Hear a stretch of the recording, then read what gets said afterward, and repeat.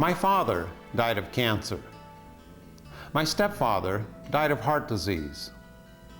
My mother has severe osteoporosis. My sister-in-law is diabetic. A friend of mine was just diagnosed with breast cancer. My neighbor's on heart medicines and cholesterol-lowering drugs. All this sound familiar? What's not so familiar is that these health problems were caused by eating habits. In fact, eating is the biggest cause of disease, disabilities, and death in the U.S. today. And according to the Surgeon General, eating kills 2 out of 3 Americans every year. The American eating habit, in other words, is officially suicidal. For most of my life, I never made the connection. I was your typical American yuppie eating what I thought was a healthy diet. But that's just the problem. What we call a healthy diet, in fact what the government defines as a healthy diet, is health dangerous. People are dying of heart attacks, cancers, and other diseases because they're following these healthy guidelines. I remember the widow of a famous man saying she did everything right. She followed all the guidelines until she died of cancer in her early 60s. Later on, you'll meet Dr. Joseph Crowe, a surgeon at the Cleveland Clinic who suffered a heart attack at the age of 44. And he completely reversed his heart disease by not following government guidelines. And you'll also meet Dr. Neil Pinckney, a psychologist who ate the standard American diet until his coronary arteries became blocked. Instead of bypass surgery, he reversed his heart disease by rejecting the advice of 4 doctors. And you'll meet Dr. Ruth Heidrich, a marathon runner who ate much better than government guidelines. She got breast cancer in her 40s as a result, and she beat the cancer only by waking up and not following the advice of 5 doctors. We assume we know more about health and nutrition now than we did back in the 1800s, yet people living back then did not die because of what they ate. Before 1900, heart disease, our biggest killer, wasn't even included in medical textbooks. And cancer, diabetes, arthritis, and our other major diseases were rare and confined to the wealthy, who ate like most Americans eat today. People back then did not die of our current diseases because their eating habits were very different. Bread, potatoes, corn, oats, rye, barley meals, beans, and other vegetables, fruits, and whole grains were the major foods in their diets. Meat, dairy products, eggs, and fish were uncommon on the plates of working-class Americans. It's not that they didn't want these foods, they simply could not afford them. But during the 20th century, everything changed. As animal foods became more affordable, Americans switched from their plant-based diets to animal-based diets. This triggered the biggest dietary change in human history and ushered in a new era of eating-related diseases. By the middle of the century, Americans were suddenly dying of heart attacks, and cancer had all the earmarks of an epidemic in the making. In the last half of the century, we doubled our meat consumption, until the average American was eating more meat than they weighed, 225 pounds of meat every year. And while we were gorging ourselves on meat, our consumption of plant foods was reduced to iceberg lettuce, greasy French fries, and ketchup. And over half our calories came from refined foods containing artery-clogging fats. By the year 2000, the American diet had been turned completely upside down. As a result, heart disease rose from an obscure illness to become our #1 killer. Cancer, diabetes, and other little-known diseases became household names. We became the fattest nation on the planet, and we turned eating into the most popular form of unassisted suicide. Today, the majority of school children already have signs of heart disease, and many are now taking cholesterol-lowering drugs. And 85% of adults suffer from hardening of the arteries, and half of the entire population will die prematurely due to heart disease. And over 40% of the population will develop a life-threatening cancer. We've become a nation of walking wounded because of our diet. What Americans consider to be a healthy diet today is like a train wreck to the body. By age 65, we stuff over 50 tons of food down our throats, enough to fill 6 of these garbage trucks. In those quantities, the type of food you eat can devastate your body. Take a look at this staggering list of just some of the health disorders and diseases that are linked to our current eating habit.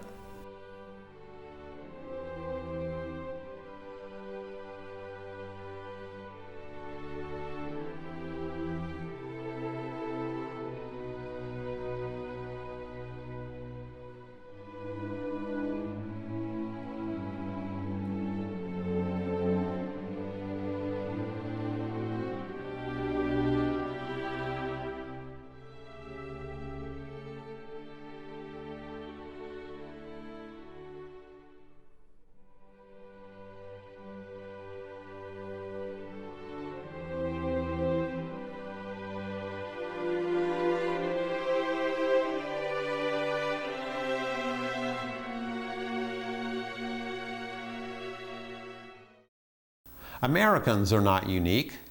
When people in other parts of the world abandon their traditional plant-based diets and start eating like Americans, they start dying like Americans. The pattern is not only obvious, but totally predictable. No matter where you look, when people adopt animal-based diets, heart disease and cancer suddenly become their biggest killers. This is now happening throughout the world in countries like Japan and China, where they're replacing rice and vegetables with meat and dairy products, and American eating diseases are spreading like wildfire. The one thing an animal-based diet does best is kill people. It does this by clogging arteries and restricting the flow of blood and oxygen throughout the body. Deprive the heart of oxygen, you get a heart attack. Deprive the brain of oxygen, you get a stroke. Deprive your tissues and cells of oxygen, and you set up the underlying cause of all cancers. Eating animal foods causes a fatty sludge buildup in your blood, and some of it sticks to the sides of your arteries. Your blood should be as clean and clear as the wine in this glass. When you eat a high-fat meal, it creates a fatty sludge buildup in your blood and causes your body to spend the next 5 hours cleaning up the mess. Of course, the excess fat and cholesterol eventually settles, usually in your arteries. This picture shows how fat and cholesterol build up in the arteries and restrict the flow of blood. The blue circle shows how wide the artery should be, and the red circle shows how narrow it has become. Now imagine blood vessels throughout your entire body clogging up like this. The vast majority of our major diseases today, ranging from heart disease to spinal disc deterioration to senility, are ultimately the result of clogged arteries. In other words, clogged arteries go far beyond heart disease, and almost all Americans have heart disease throughout their entire bodies. The seriousness of clogged blood vessels can't be exaggerated. More people die from blood vessel diseases than from all other causes of death combined. The primary cause of clogged blood vessels is cholesterol. And the only dietary source of cholesterol on the planet is animal foods. Animal foods close arteries. Plant foods open them. This is why our switch from a plant-based diet to an animal-based diet has been the biggest health disaster in human history. In fact, it's been estimated that cholesterol has contributed to more deaths than all the wars of the 20th century, all natural disasters, and all automobile accidents combined. Human bodies simply cannot handle cholesterol. It's the Achilles heel and fatal weakness of an animal-based diet. Movies and history books glorify man slaying animals and make it seem like eating meat was a daily event, but eating animals was extremely rare. In fact, ancient man was more the hunted than the hunter. Since the beginning, some 5 million years ago, humans have been, for all practical purposes, plant-eating vegetarians, living on fruits, leaves, nuts, berries, and other plant foods.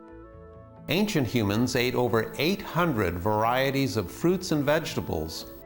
We can eat an unlimited amount of plant foods with health-enhancing effects, but we can only eat a tiny amount of animal foods before our arteries start to get clogged. Cholesterol has been called the animal's revenge because the animals you eat leave a little bit of themselves behind in your arteries every time you eat them, and they'll kill you from their graves. Our liver produces all the cholesterol we'll ever need on its own, and the requirement for cholesterol in our diet is exactly 0. Just ask Dr. Joseph Crowe, a doctor at the Cleveland Clinic Foundation. Dr. Crowe had no family history of heart disease. He was fit, did not smoke, and had a total cholesterol of just 156 when he suddenly experienced a heart attack at the age of 44. In fact, I was about as close as you can get to not seeing tomorrow, so to speak. My diet was, I would say, pretty much a standard, American diet. We would eat chicken, fish, and we would eat, beef. But I wouldn't say every day. Instead of dangerous surgery, Dr. Esselstyn, a colleague at the Cleveland Clinic and one of the world's leading authorities in heart disease reversal, told him to simply change his diet. Just a few months after changing his diet, Dr. Crowe's cholesterol went from 156 to 89 without any medication. It was a big change in the diet, and it was reflected in my blood work. And I was just following the diet, and I was exercising. I mean, I wasn't doing anything else, and I didn't take any medication. The whole set, my total cholesterols have been under 100 without any medication since I started the diet. Dr. Crowe's heart disease was completely reversed. This picture shows the diseased, shriveled artery on the left and his healed artery on the right. Dramatic proof of how a plant-based diet heals from within. Dr. Neil Pinckney knows something about clogged arteries. His father died of heart disease at the age of 59. At the age of 58, Dr. Pinckney almost met the same fate when he discovered that his main coronary artery was 100% blocked and the other two were 90 and 85% blocked. What I did was I thought I was doing all the healthy things. I gave up a lot of steak and roast and pork and ate chicken and fish instead. And I ate white meat chicken breast. Well, I didn't know that a white meat chicken breast had just about the same amount of cholesterol as a T-bone steak. I had no idea, and I was a cheeseaholic. Not only did it give me much more sodium than I needed, but it was giving me 60 or 70% of my calories from fat, when now I'm only at 10% of my calories of fat. It was cheese and the other foods were plugging up my arteries and sending me to the hospital. What one of the doctors said was very apt. He said, "You've got one foot in the grave and the other on a banana peel." His cardiologist told him he needed emergency bypass surgery or he would die. He decided to save his own life by walking away from that surgery. And they said, "Well, you don't want this life-saving procedure?" And I said, "No, it's against my religion." They all looked at me very quizzically and said, "What is your religion?" And I said, "I'm a devout coward." So with that, against their advice, I went home to learn about how I could repair the damage myself and do something on my own to reverse the heart disease. And I did.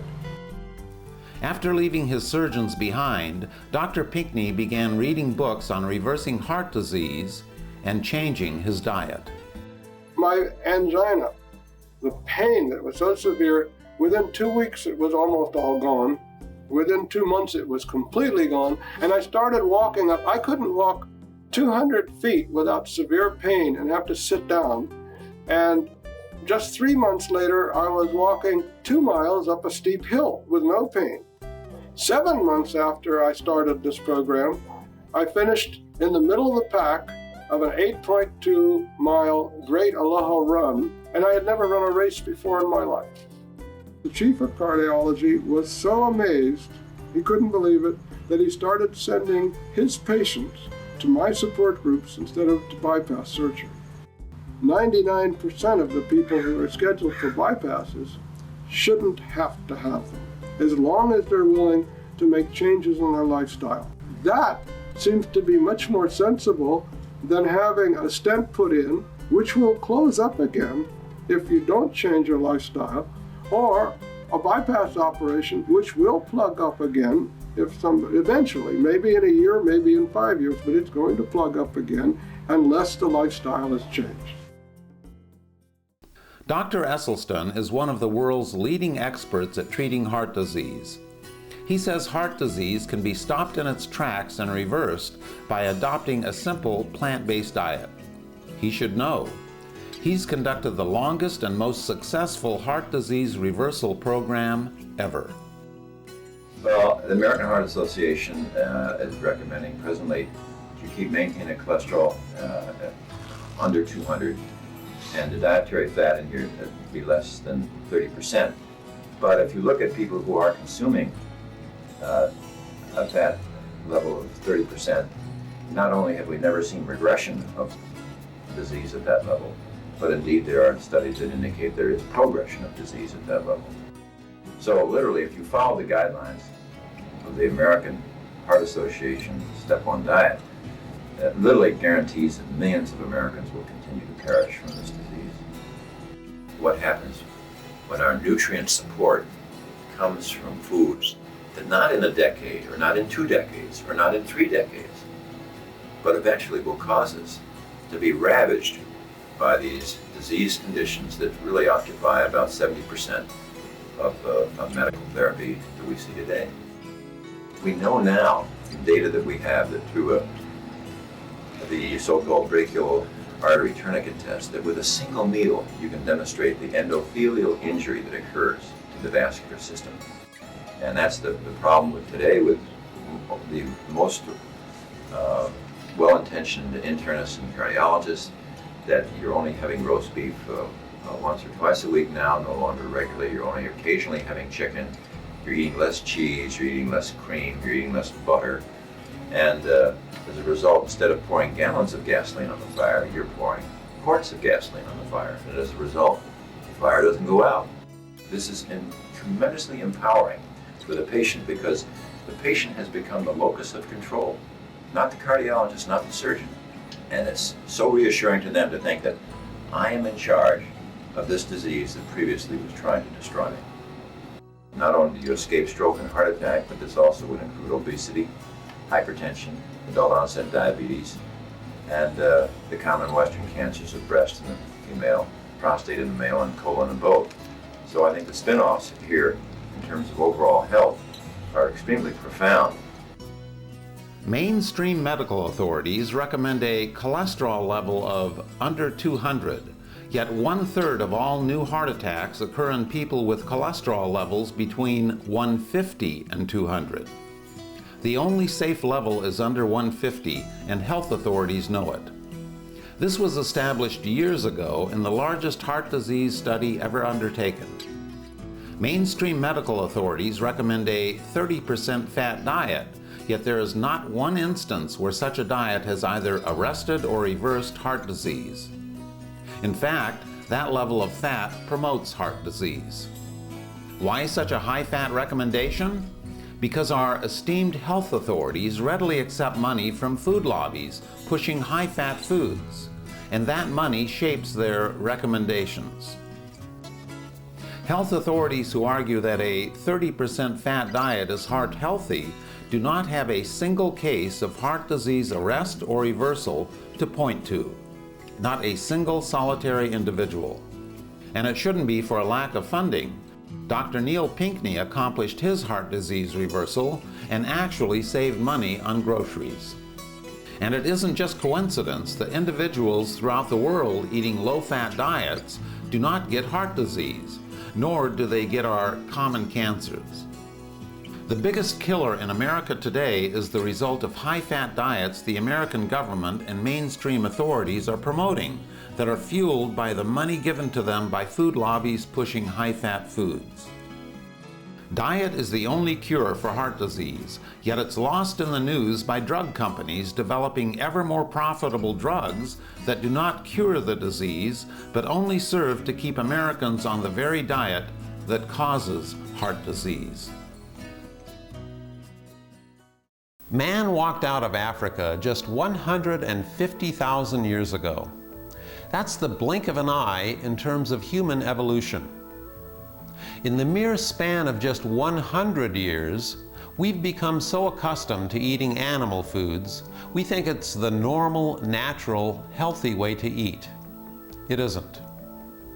We also think that dying of heart disease is a normal way of dying. It isn't.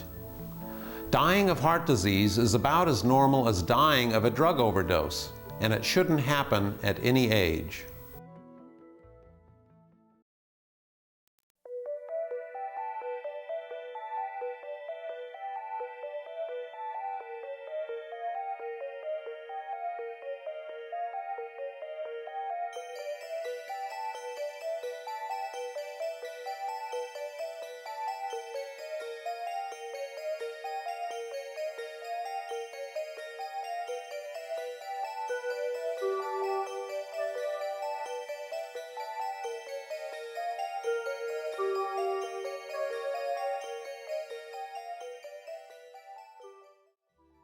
Show me a population eating an animal-based diet, and I'll show you a population where cancer is the second biggest killer, after heart disease. In fact, heart disease and cancer are the two hallmark diseases of an animal-based diet. In 1971, President Nixon declared a war on cancer and promised a cure for the disease within 7 years. We all know that didn't happen. The war on cancer has not only been ineffective, but the search for a so-called cure has been totally misguided. Now close your blinds, turn down the volume, and make sure no one else is watching, because I'm about to let you in on a dirty little secret. Ready? We already have a cure for cancer. It's called the immune system. Your immune system not only protects you against colds and flus, but it's been protecting humans from cancer since the very beginning. It's the only cure for cancer we have. Always has been and always will be. The biggest cause of cancer is not radiation, chemicals in the water, or pollutants in the air, but a weakened immune system that cannot recognize and kill cancer cells. In other words, you can't prevent cancer. You're going to get cancer cells in your body. The average adult gets at least one cancer cell in their body every single day, and there's nothing you can do to prevent this from happening. The question is not whether you'll get cancer, but whether your immune system is healthy enough to kill cancer cells and stop them from multiplying. Autopsy studies have shown that by age 50, almost half of all women have breast cancer, and 40% of men have prostate cancer. And nearly all Americans have some form of cancer growing inside their bodies.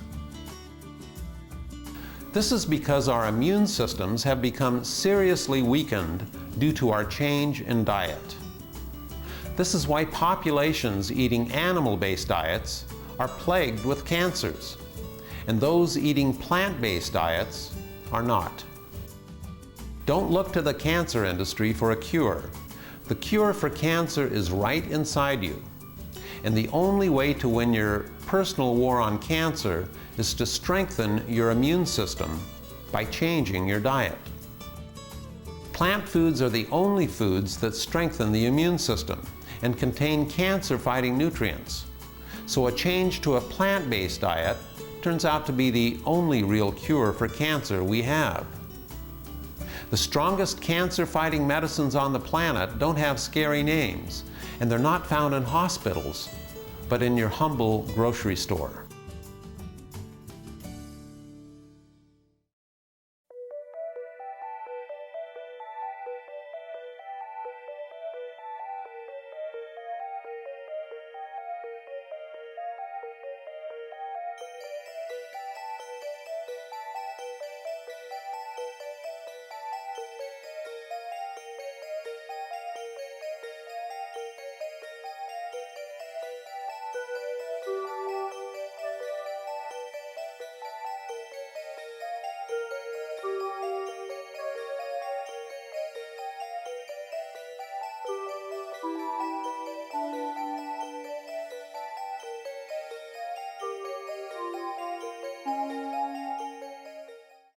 The founder of the macrobiotic diet actually cured himself of cancer by adopting a 100% plant-based diet that strengthened his immune system.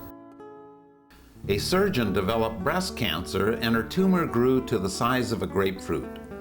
She rejected conventional treatments and completely cured her cancer by radically changing her diet and lifestyle. Another physician found out he had prostate cancer that had spread throughout his body. On the chance advice of two strangers, he adopted a 100% plant-based diet and reversed his cancer.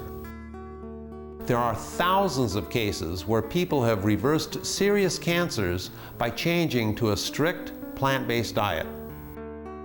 Cancer cells don't just fade away. The only thing that will defeat cancer is a strong immune system, and plant foods strengthen that immune system. Just ask Dr. Ruth Heidrich, who was diagnosed with breast cancer over 20 years ago, despite the fact she was eating better and exercising more back then than what government guidelines recommend today. It can't be cancer. I'm too healthy. I'm a marathoner, for God's sake. I can't have cancer. This lump is something else. I was horrified, mortified, felt betrayed by my body, thought this can't be happening. So even though I felt healthy, there was this insidious cancer that was growing inside me. I didn't know it for a long time. After her surgery, she was faced with the prospect of chemotherapy and radiation treatments to kill cancer cells that had spread throughout her body. When I was told that I needed chemotherapy and radiation, I was dreading it. I was thinking it was scary. I really did not want to have poison injected in my veins. And having worked for the military, I knew what radiation damage could do to a body. I did not want that. So I was looking for something to tell me another way. I just maybe intuitively felt that there has to be another answer. She sought not just a second opinion, but 5 second opinions, until she found Dr. John McDougall, who said in no uncertain terms her breast cancer was caused by her diet. Before my dietary change, I ate what I call the SAD diet, the standard American diet. Well, I knew that it wasn't diet in my case, but let's prove it to the world. And I knew because I was not eating any red meat. I had only skim milk and chicken and fish. And so when I went to see Dr. McDougall, he said, that's the diet that caused your breast cancer. I was shocked. He said, if you want to save your life, change your diet. And of course my response was, let's see, let's prove it one way or the other. And then I thought, oh, it's too late. And he said, no, it's not too late, because your immune system, you've had the surgery, you've removed that tumor. Now what your body has to do is kill off those stray cancer cells that have, without any doubt, already spread through your body. What your body now has to do is kind of a mop-up operation. And that's what diet enables that immune system to do.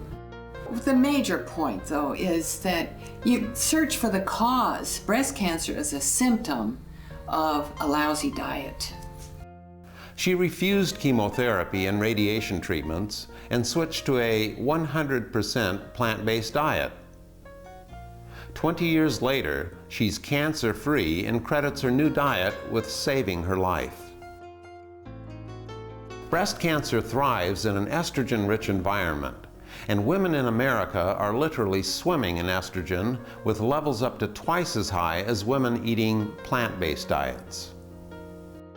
Animal-based diets also cause girls to begin their menstrual cycles at a much younger age than girls eating plant-based diets. In just 140 years, the average age of puberty in U.S. girls has dropped from 17 to 12, and menopause starts 4 years later. In other words, an animal-based diet has added 9 years of menstrual cycles to the lives of women. How do we know this is caused by diet? Because girls raised in the U.S. and throughout the world on plant-based diets reach their puberty at the normal age. Usually, parents take great pride as they see their children mature, and they think, oh, my daughter's, we're getting graphic again, started her periods when she was 11 years old, and they think that this is good. Actually, it's bad. It increases the risk of breast cancer, premature death, heart disease, all these other problems. We need to turn it around and try to delay the onset of puberty in our children. Men on animal-based diets also reach puberty earlier and have abnormally high levels of testosterone. And studies have linked high testosterone levels to prostate cancer. Men throughout the world eating traditional plant-based diets have normal testosterone levels and don't get prostate cancer. Cancer just doesn't go away on its own, and it will return with a vengeance if your immune system can't fight it. When you look around the world, populations eating animal-based diets have skyrocketing rates of breast and other cancers, compared to those populations eating plant-based diets. When I was diagnosed back in 1982, the incidence of breast cancer in women was 1 in 14. A couple of years after that, it was 1 in 12. Then I watched it 1 in 10, 1 in 8, and it's still increasing in frequency. And if you look at this planet Earth, and again, the incidence of breast cancer all around, you find it is highest in those countries that eat the most animal foods, that have the highest fat consumption. And conversely, breast cancer is extremely rare in those countries that can't afford to eat animals.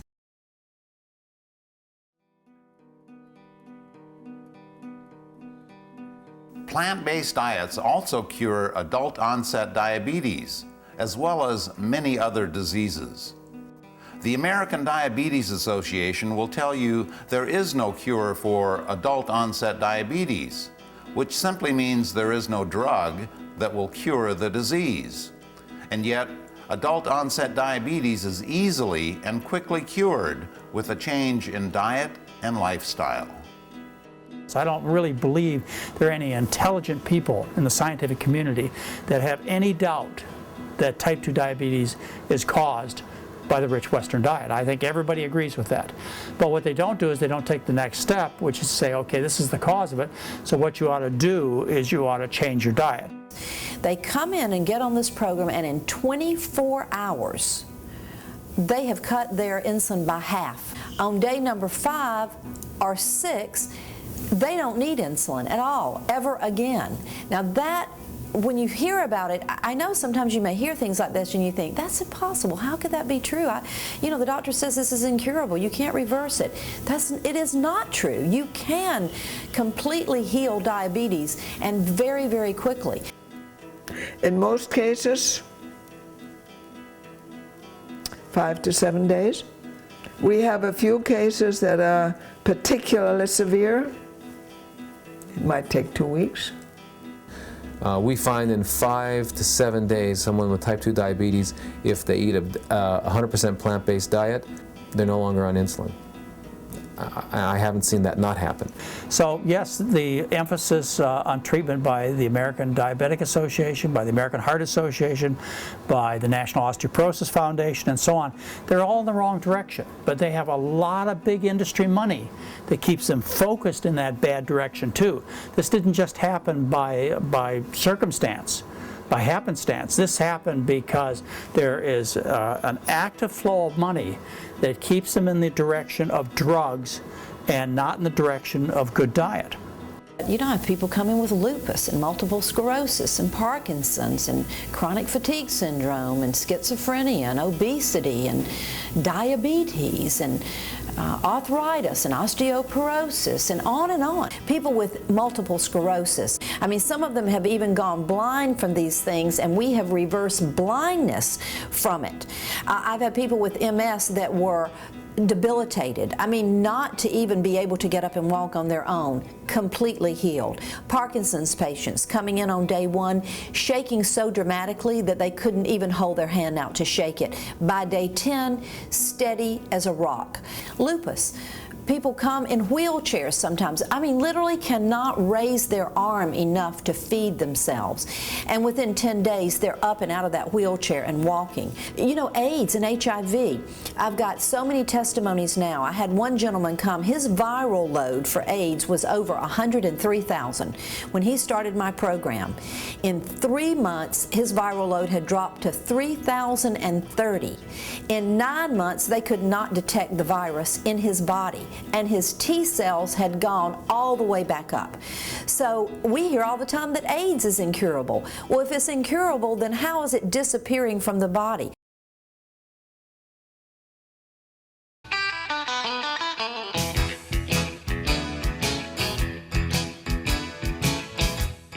If you're like many Americans, you might be thinking, but animal foods have nutrients I've been told I can't live without. Please enter the fantasy land of the animal food industries. In order to keep their profits healthy, some monumental myths have been cooked up about animal foods. If you worry about not getting enough protein, or if you think that milk builds strong bones, you've been brainwashed, and your eating habits have been programmed by advertisements. Both protein and calcium requirements are stupendously easy to meet. In the case of protein, you could eat nothing but potatoes and get adequate amounts of protein. In other words, you'd practically have to be starving not to get enough protein.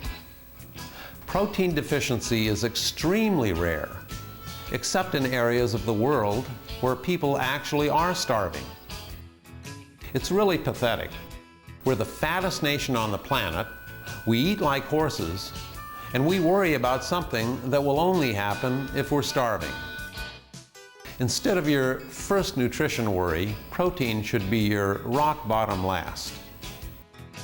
And if you're worried that not eating animal protein will somehow compromise your health, make you weaker or less manly, nothing could be further from the truth.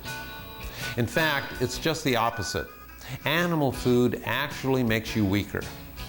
In every endurance test ever conducted, those eating plant-based diets outperformed their meat-eating counterparts. In fact, when participants adopted a diet high in meat, milk, and eggs, they all performed worse.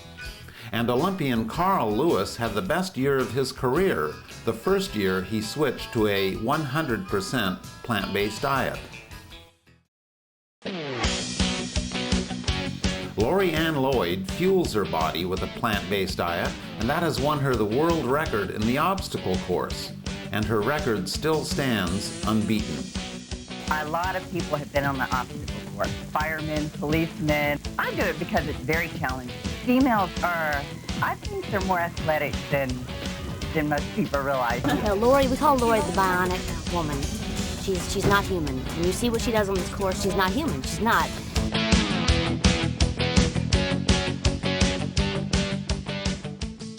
For centuries, men have held on to the false notion that eating meat, especially red meat, will make them stronger and more masculine. But in fact, not only does it diminish their physical performance, but men end up far less virile because their arteries get clogged. And among many other things, clogged blood vessels cause impotence. Not too manly. High-fat meals also cause fatigue and make you limp. Get your Viagra and vegetables, not a pill. The meat myth is simply a fairy tale. Get your protein without the fat and cholesterol. You'll not only open your arteries, but your love life as well. All the foods listed here will easily meet your protein and other manly requirements. The protein content of many plant foods is even higher than beef, and unlike beef, these foods will never clog up your plumbing.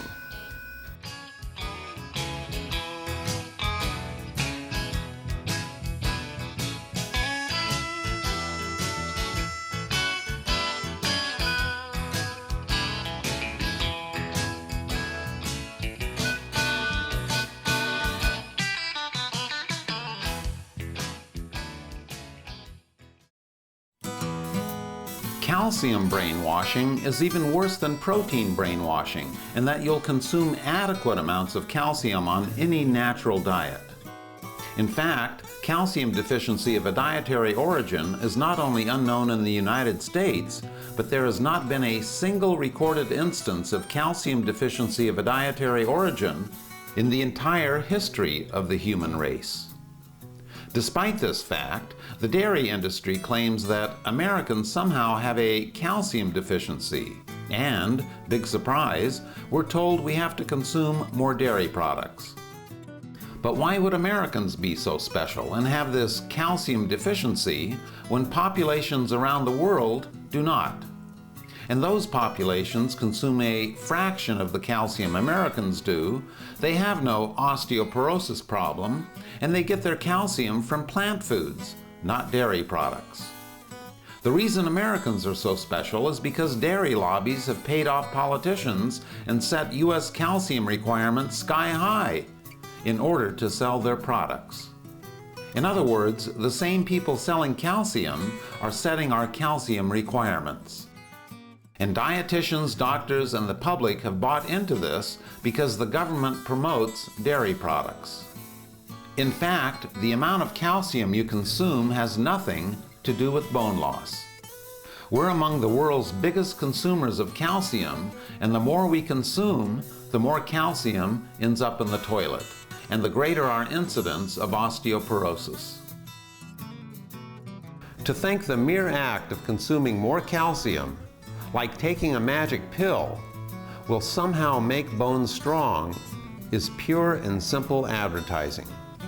The primary cause of osteoporosis is a lack of weight-bearing activity due to a sedentary work and lifestyle. An example of how a lack of weight-bearing activity affects bone loss comes from astronauts, because they experience severe bone loss due to their gravity-free environment. In a similar fashion, people who are bedridden for long periods also suffer rapid bone loss. Bones are just like muscles. They get stronger and grow only when you put them under stress, just as muscles get stronger when you exercise them. Bone is just like muscle. If you want to build a real bicep, you know what you have to do? Most people know that you can't just pop a protein pill and that it goes right to the muscle and builds it up. You have to really stress it. You have to put a lot of weight on it. Right underneath that muscle, we got a bone.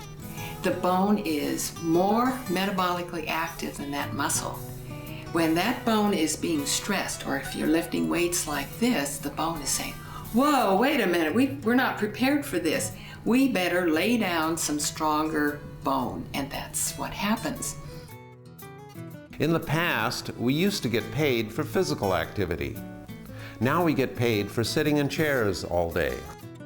In the past, American women have had far less physical activity than men, and this is the primary reason osteoporosis strikes women harder than men.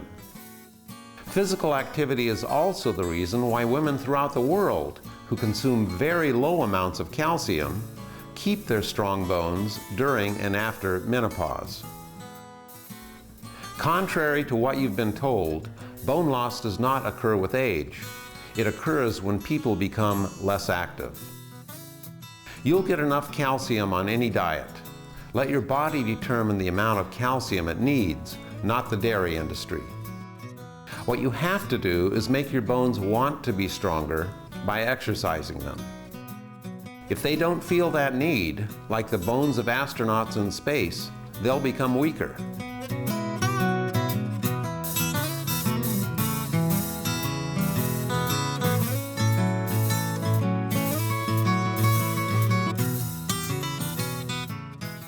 Sharing heart disease among family and friends is part of the American way of life, and to suggest you not share diseases with your loved ones is downright un-American. Many people have taken to sharing the so-called lighter meats, like chicken, turkey, pork, and fish, thinking this will somehow prevent bad things from happening to their family and friends. If your doctor told you eating lighter meats will lower your cholesterol, you're just playing with your food. What's the difference between white meat and red meat, in your opinion? It's a question of whether you want to be shot or hung. I mean, If you get a 3-ounce piece of steak, you get 75 milligrams of cholesterol. If you get a 3-ounce serving of white meat, skinless chicken, you get 72 milligrams of cholesterol. I mean, basically it's pretty much the same. Health authorities like to talk about reducing risks by eating lighter meat, but reducing the risk of a heart attack isn't preventing one. The only way you're going to prevent a heart attack is to get your cholesterol below 150. And eating lighter meats won't get you there. So what about that good fat in fish? Well, that good fat originally came from plants, the plants eaten by fish. So you're not only getting the good fat secondhand, but you're getting it in a package of bad fat, cholesterol, PCBs, pesticides, and other poisons. And calorie for calorie, shrimp have 6 times the amount of cholesterol as beef. To say eating fish is healthy because it contains a little good fat is like saying Twinkies is healthy because it contains a little calcium. And what about those dairy products? Dairy, in fact, has been called liquid meat because it contains just as much fat and cholesterol as red meat. Drinking 3 glasses of milk a day, as the dairy industry and our government recommends, gives you the same amount of artery-clogging cholesterol as eating 21 slices of bacon. A pint of ice cream is worth 24 slices of bacon. And at least one protein in dairy may trigger the onset of insulin-dependent diabetes in children. At least one hormone in dairy has been strongly linked to breast and prostate cancer. Over 50% of school children are allergic to dairy, and 70% of the population is lactose intolerant, particularly people of color. And due to the strong dairy lobby in Washington, this fat and cholesterol-laden food is required eating for all children enrolled in federal lunch programs, which also amounts to nutritional persecution of minorities due to their high rates of lactose intolerance. And yet, most doctors and dietitians still recommend milk every day. The next time you give your child milk and cookies, imagine giving them meat and cookies, because that's exactly what they're getting.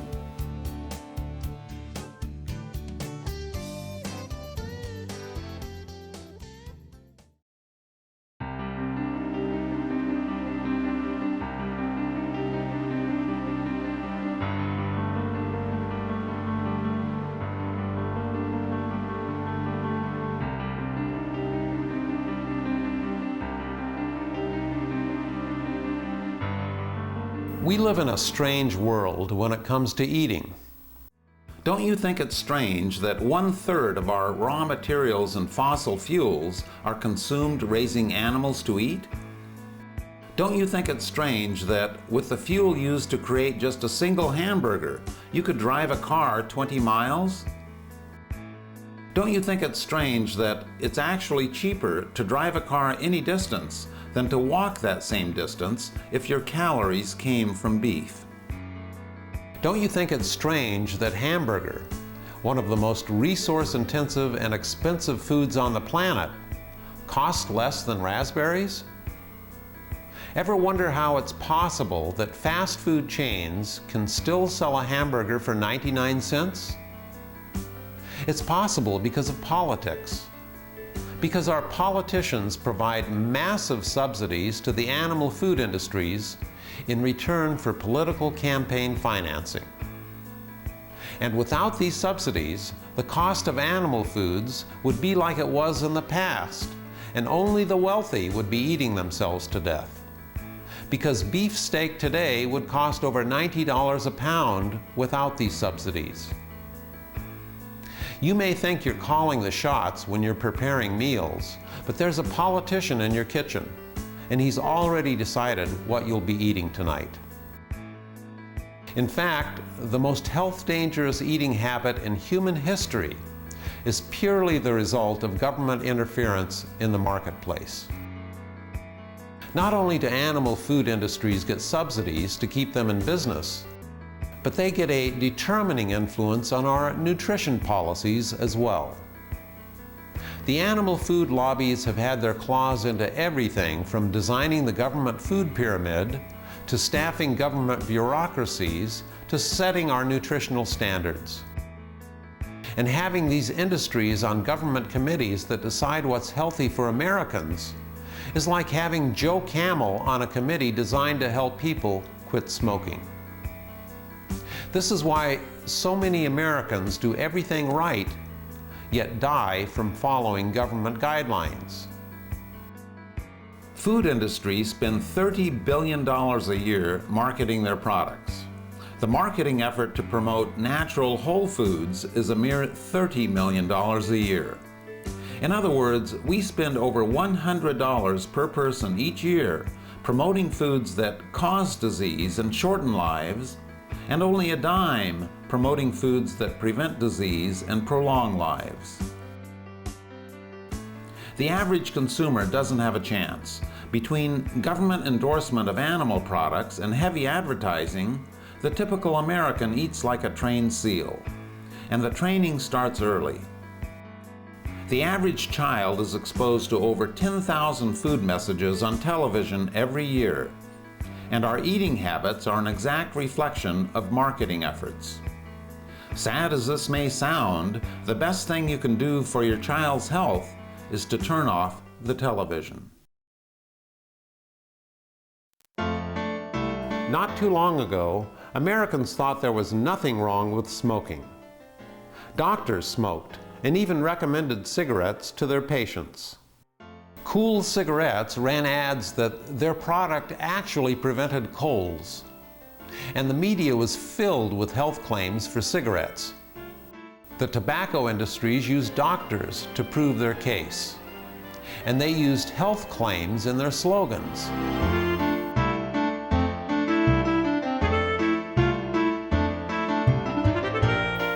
As late as 1950, the American medical community still did not think smoking was a factor in lung cancer. And the American Medical Association had a cozy financial relationship with the tobacco industry. And to this day, tobacco executives deny that nicotine is addictive and claim that smoking does not cause lung cancer or any other disease. Today, we have the same attitude about animal foods. Like the tobacco industry, the animal food industries have all had advertisements taken off under court order because they were caught lying. And like tobacco executives, meat, dairy, and egg executives will swear that animal foods have nothing to do with heart disease, cancer, or any other disease, despite the medical evidence to the contrary. What smoking does for your lungs, cholesterol does for your arteries, and the damage is even more lethal. What the animal food industries are doing for American health today is precisely what the tobacco industry did for our health just a few decades ago, only worse. By subsidizing the animal food industries, the government promotes an eating habit that's the biggest killer in America today. Like the tobacco industry, animal food industries publish phony studies, deny there are any risks involved in eating their products, and fight tooth and nail for every subsidy they can get. Like the tobacco industry, the animal food industries collect billions in subsidies and pocket billions in profits. And the public gets stiffed with higher taxes, disease, disabilities, and premature death. And we pay billions more for health care to treat problems caused by the foods these industries and the government promote.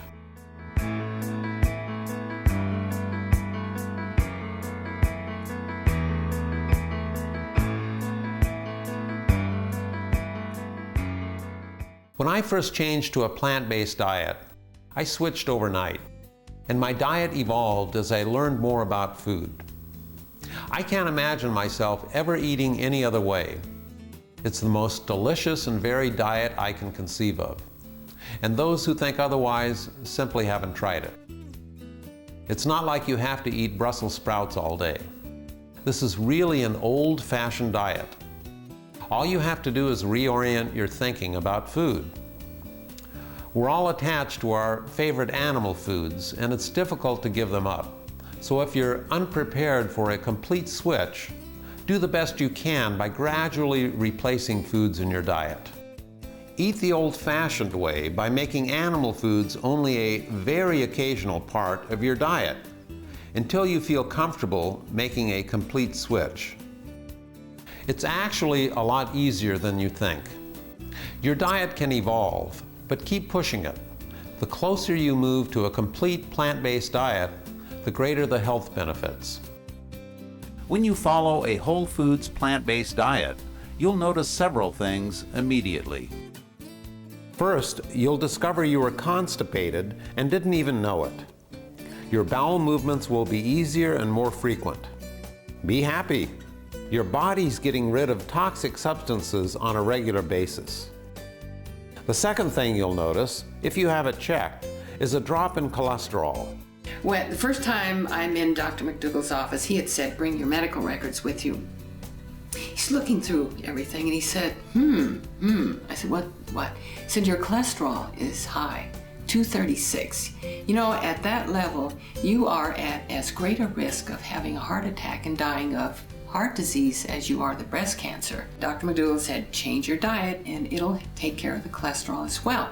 3 weeks later, exactly 21 days later, back in his office, blood test, cholesterol 160, 236, 160 in 3 weeks. No medication, no nothing. Just quit eating the stuff and it goes away. My own cholesterol went from 372, it's now 124. The third thing you'll notice is weight loss. What you won't notice immediately are the changes going on inside you. The clearing of fat and cholesterol from your blood vessels, the freer oxygen flow to all parts of your body, the strengthening of your immune system, and many other changes that will make you healthier and happy you adopted a new way of eating. And the changes this diet can make to your health by just opening up your blood vessels can be profound in many different ways. Long before our food revolution, Thomas Edison wrote, "The doctor of the future will give no medicine, but will involve the patient in the proper use of food, fresh air, and exercise." If you ask your doctors what you should be eating to fight arthritis, menstrual cramps, or cancer, they won't have a clue. But they will know what drugs to prescribe. But drugs only treat symptoms. Cholesterol-lowering drugs treat a symptom of a bad eating habit. Treating the cause of high cholesterol means eliminating cholesterol from your diet. The most often heard phrase in the cancer industry is early detection. But that's early detection of a symptom. The real cause of cancer is a weakened immune system that's weakened by the foods we eat. Tragically, the bulk of our vast medical establishment is dedicated to treating symptoms, not causes. And symptoms of diseases that were not even common before 1900.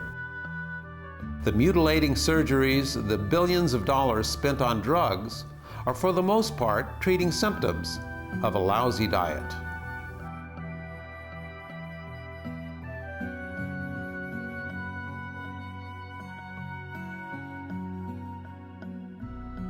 You might be asking, why doesn't my doctor know about the powerful effects of diet? Simply put, they haven't been trained in plant-based nutrition. We are not educated, we are not trained, and we are not in any way supported to work with our patient population in terms of education, disease prevention, and wellness. We are trained to focus on fixing the problem after it occurs, not preventing the problem. And that's true of all of medicine these days.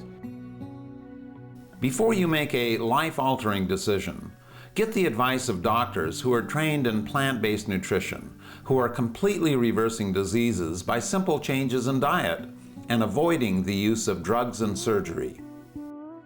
Read the books listed at the end, and the next time you visit your doctor, don't be afraid to question his or her advice or seek second opinions. After all, it wasn't that long ago that doctors were advising pregnant women to smoke. The human body is a miracle, and it's constantly trying to heal itself from the wounds inflicted on it by an animal-based eating habit. In fact, the whole point of the rave diet is to go back to the fundamental foods our bodies evolved with in order to give our bodies a chance to heal themselves.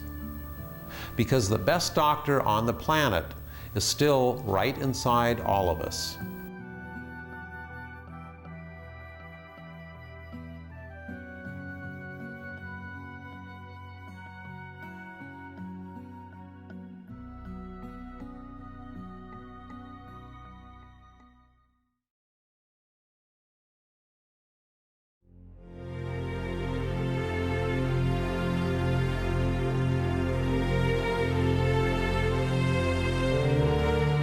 Raising animals to eat is the most inefficient, wasteful, and environmentally destructive method of producing food imaginable. This may surprise you, but we grow far more food to feed the animals we eat than we grow to feed ourselves. Farm animals consume 80% of American corn, 80% of American grain, and over 95% of American oats. 87% of our total agricultural land is dedicated to raising the animals we eat. That's almost half of the entire landmass in the U.S. Almost 90% of deforestation is due to our appetite for beef. To date, over 260 million acres of forest have been destroyed to provide cattle with grazing land, and another acre disappears every 8 seconds. The primary reason the Amazon forest is being destroyed is not to harvest wood or provide more room for a growing population, but to provide grazing fields and land to grow crops that are then exported to feed livestock throughout the world.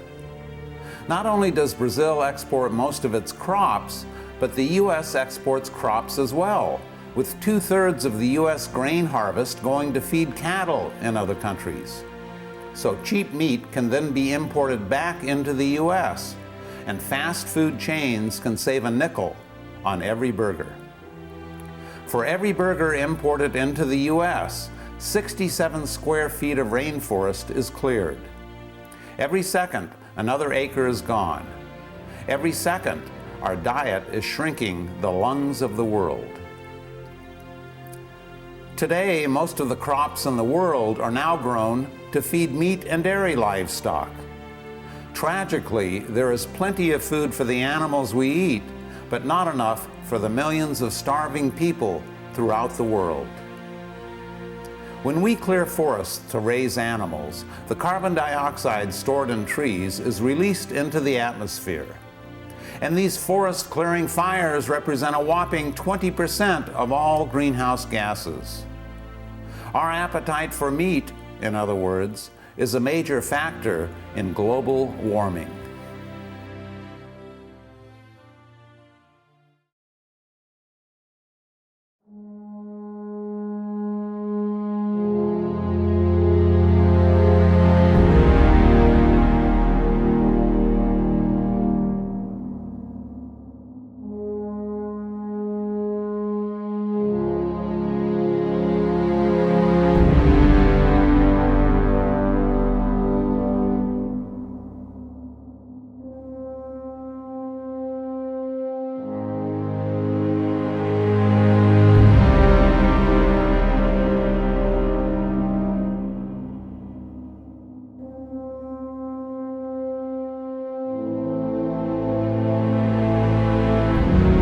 One of the biggest challenges facing the future of modern civilization is global warming. And our diet plays a huge role in warming up the planet. Raising hundreds of millions of animals around the world generates more greenhouse gases than all the cars, trucks, planes, and ships in the world combined. The production of just 2 pounds of beef creates the same amount of carbon dioxide as going for a joyride for 3 hours, while leaving all the lights in your home blazing. The consequences of our eating habit are so staggering that if everyone laid off meat just 1 day a week, it would have the same effect as taking 8 million cars off American roads.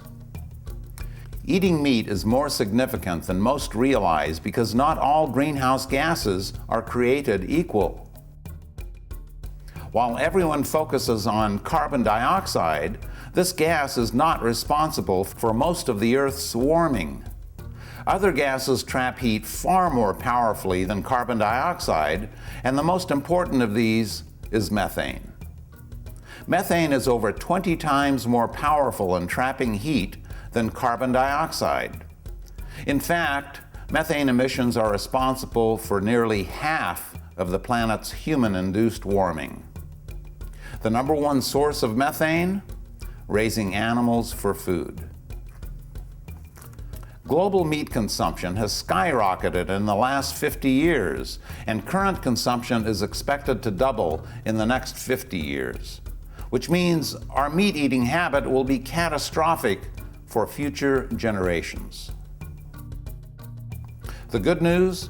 Unlike carbon dioxide, which can stay in the atmosphere for more than a century, methane cycles out of the atmosphere in just 8 years. In other words, by changing your diet, you can have an immediate impact on the cooling of the Earth at every single meal. This is perhaps an embarrassing truth that Al Gore failed to mention in his famous documentary. Embarrassing because his family has always raised Angus beef, one of the biggest methane emitters in the world. Here are his top recommendations. All of these are necessary, but he, like others, have missed the 800-pound gorilla sitting in the room. Not a single mention of the cause of nearly half of our global warming. Hard as this may be to swallow, putting the wrong type of food into your mouth is one of the most significant causes of global warming. And the single most effective thing you can do to help stop global warming is to change your diet. Our diet impacts the environment in many other ways. The massive amount of crops grown to feed livestock and water pastures consumes over half of the fresh water supply in the U.S. It takes 12,000 gallons of fresh water to produce just 1 pound of beef versus 60 gallons to produce a pound of potatoes. 12 miles of the San Joaquin River in California are now completely dry because water has been diverted to grow crops for farm animals. In some areas, so much water has been diverted from hydroelectric dams that nuclear power plants have had to be constructed to make up for the loss of power. The average American uses just 106 gallons of water a day for domestic needs. But if they eat a quarter-pound hamburger, their daily consumption of water jumps by 3,000 gallons. In the year 2000, the average American consumed 69 pounds of beef and a total of 225 pounds of meat. By giving up meat, you'd be saving over 1 million gallons of fresh water every year. If you added to the price of beef just the water subsidies alone, hamburger would cost $35 a pound.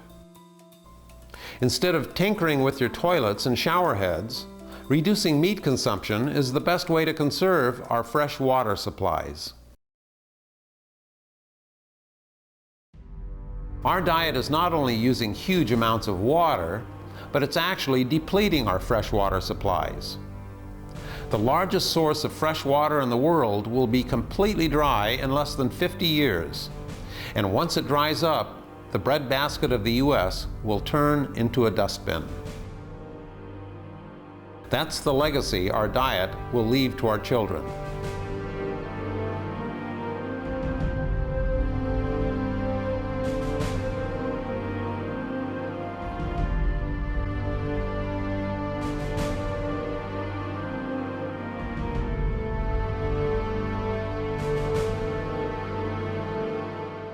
Eating animals not only consumes half our water, but their excrement pollutes the other half. In fact, farm animals produce 130 times more waste than people do. And yet, not one feedlot or farm in America is required to have a proper sewage system. It's become so bad that animal waste flowing down the Mississippi River has made an area the size of New Jersey totally uninhabitable to marine life. It's called the dead zone. E. coli, Salmonella, Listeria, and all the other fancy scientific names used to describe food pathogens all boil down to the same thing for the consumer. There's animal excrement in your food. It's become so bad that E. coli is now the leading cause of kidney failure among American children. Modern meat is so burdened with animal waste, you could actually clean it in your toilet. It's safer eating a carrot anywhere but in your kitchen, if meat has been there. Packaged meat now carries a warning label telling consumers to wash everything that's even come into contact with meat. The reason you have to cook it so long is to make sure the animal excrement is safe for you to eat. It's no longer a question of whether there's manure in your meat, it's a question of how to deal with it. The meat industry's answer is not to get rid of it, but to nuke the whole package with radiation. Now, all you have to worry about is getting used to the taste of a mouthful of dead bacteria from fried farm animal feces. We're also depleting our oceans of marine life and setting in motion a trend that some say will result in the whole-scale collapse of marine ecosystems within 40 years. Using sophisticated technology to sweep the oceans with massive nets, we're now taking more fish out of the ocean than can reproduce, and wreaking havoc on the very foundation of life on Earth. The irony is that farm animals eat far more fish than people do. In fact, half of the world's fish catch is fed to livestock. As it turns out, the best first step you can take to help save the oceans is to stop eating farm animals. We're also losing our biological diversity because of our appetite for beef. For decades, the U.S. government had a program designed to totally exterminate wolves in order to protect cattle. Currently, the U.S. government slaughters 1.5 million animals every year to protect cattle. This is yet another government subsidy that benefits a few large corporations. These are just some of the victims.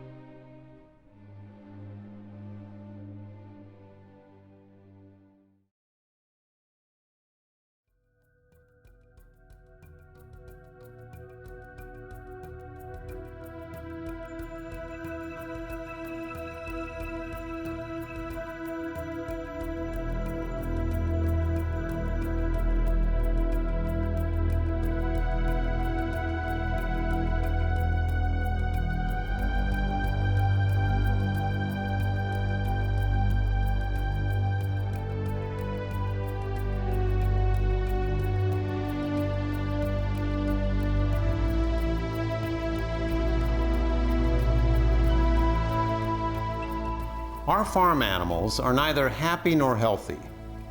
In fact, they're tortured, disease-ridden, drugged-up, cancer-carrying shadows of the old-fashioned farm animals your great-grandparents ate.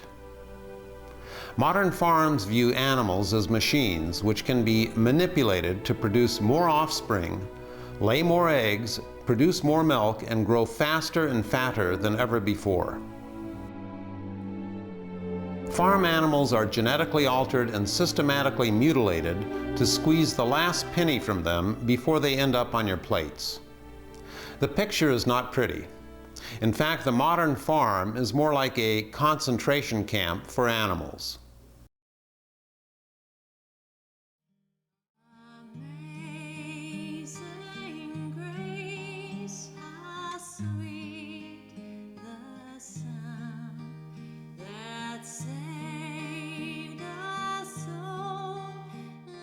The American eating habit is supporting a system of animal cruelty on a scale never before seen in history.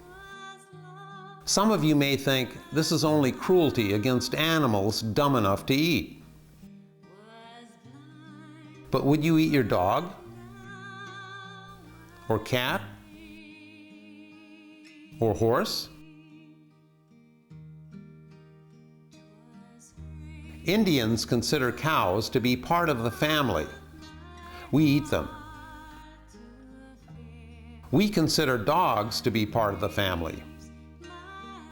Asians eat them. Most people say they're animal lovers, yet they eat farm animals 3 times a day.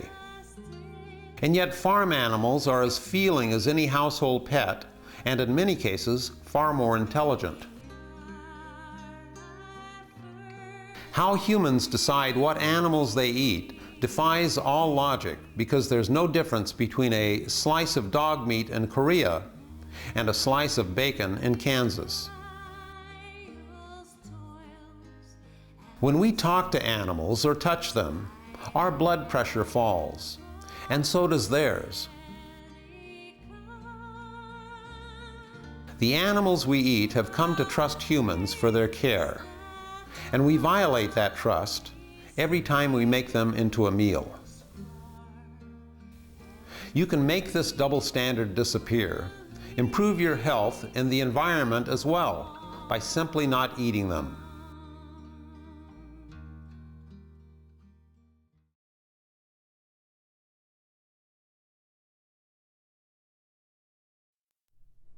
Not only does eating animals cause degenerative diseases, but eating animals has also caused the major infectious diseases in our history, including smallpox, influenza, tuberculosis, malaria, plague, measles, and cholera.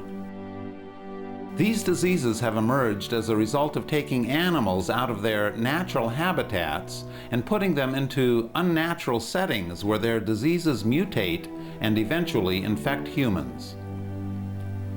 Primarily due to our increasing appetite for animals, 75% of all new infectious diseases discovered during the last 30 years have come from animals. The new strains of influenza and other diseases now coming out of Asia are the direct result of Asians changing to an animal-based diet. In an effort to stop these diseases, 70% of our antibiotic supply is not used on humans at all, but farm animals. And as bacteria become resistant to antibiotics used on farm animals, it makes them less effective on humans. In just 2 decades, penicillin has become only 18% as effective as it once was against common bacteria. In trying to prevent diseases in animals so we can eat them, we have made ourselves more vulnerable to the very diseases we are trying to prevent.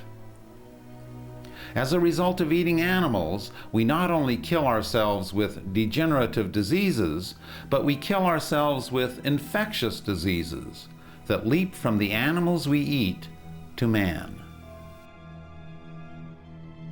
The biggest killer of humans in the history of life on this planet, in fact, turns out to be the human appetite for animals.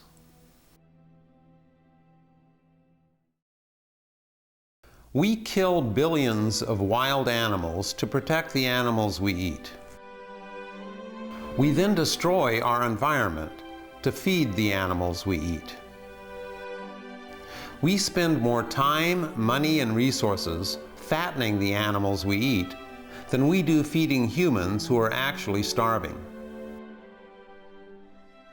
The greatest irony is that after all the expense of raising these animals, we eat them and they kill us.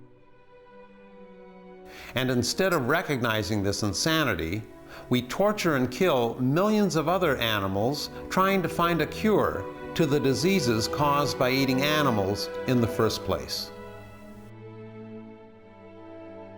When it comes to eating, humans are without question the dumbest animals on the planet.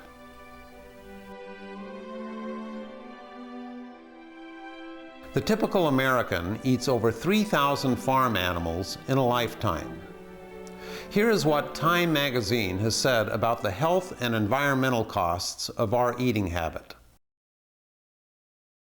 Much as we have awakened to the full economic and social costs of cigarettes, we will find we can no longer subsidize or ignore the cost of mass-producing cattle, poultry, pigs, sheep, and fish to feed our growing population.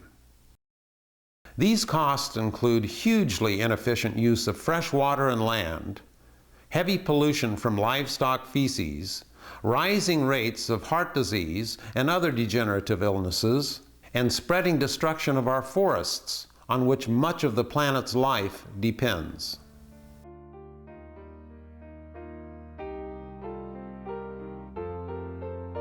According to some, humans are now consuming more natural resources than the Earth can sustain, and eating animal foods is one of the major reasons. We're currently locked in a vicious cycle of corporate greed that feeds off the political system, destroys American bodies, devastates the environment, and has turned our farms into something we should all be ashamed of. You now have an opportunity to do something great, not just for yourself, but for your children and generations to come.